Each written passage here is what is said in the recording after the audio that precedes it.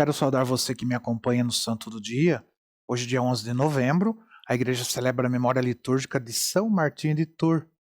Nascido por volta de 316, numa família pagã, Martinho, ele era filho de um oficial do exército romano que atuava na Panônia, hoje Hungria.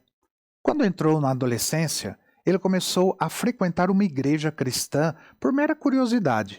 Porém, começou a gostar muito do convívio com os cristãos e da doutrina de Cristo. Isso preocupou seu pai.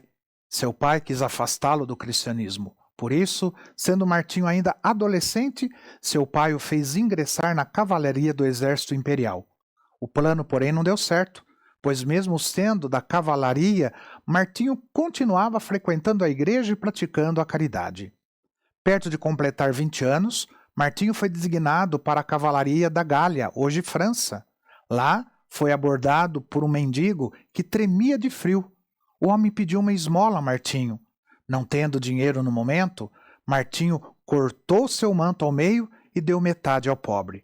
À noite, Jesus lhe apareceu num sonho. O mestre estava usando a metade do manto que Martinho tinha dado ao pedinte e agradeceu por ter sido aquecido. Depois disso, Martinho deixou o exército para se dedicar à fé. Com apenas 22 anos, Martinho estava batizado. Dedicou-se à oração e à vida solitária, sendo orientado pelo bispo Hilário de Poitiers, que se tornou santo depois.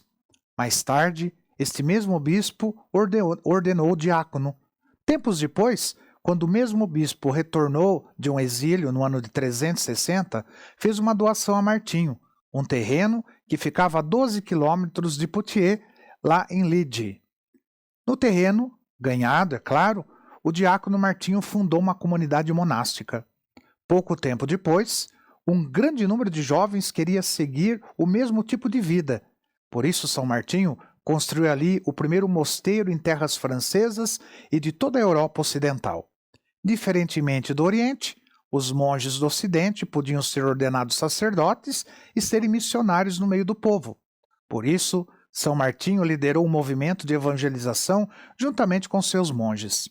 Visitavam aldeias, pregavam a boa nova, levavam o povo a abandonar seus ídolos e construíam igrejas.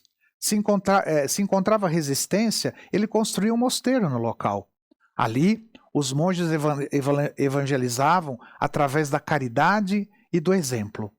Logo, o povo se abria para uma conversão sincera. São Martinho recebeu dons místicos que o auxiliaram na missão evangelizadora. Através de sua oração, vários milagres e curas foram operados para o bem dos doentes e pobres que não poderiam jamais recorrer aos médicos. Quando o bispo de Tours faleceu em 371, o povo, por unanimidade, aclamou São Martinho como novo bispo. Ele resistiu, mas aceitou. Porém, não deixou sua peregrinação missionária.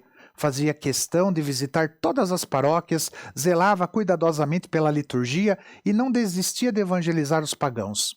Primava pelo exercício exemplar da caridade.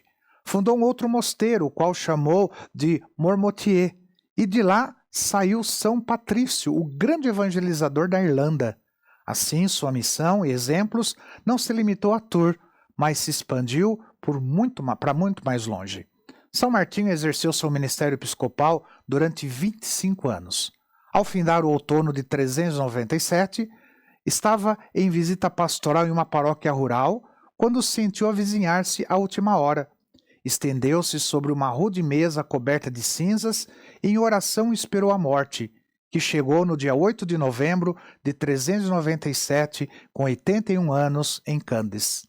Sua festa passou a ser celebrada no dia 11, porque esse foi o dia de seu sepultamento na cidade de Tours.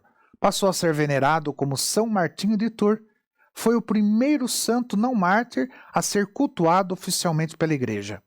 Além disso, passou a ser um dos mais populares santos de toda a Europa. São Martinho de Tours, rogai por nós. Que o Senhor te abençoe, em nome do Pai, do Filho e do Espírito Santo. Amém.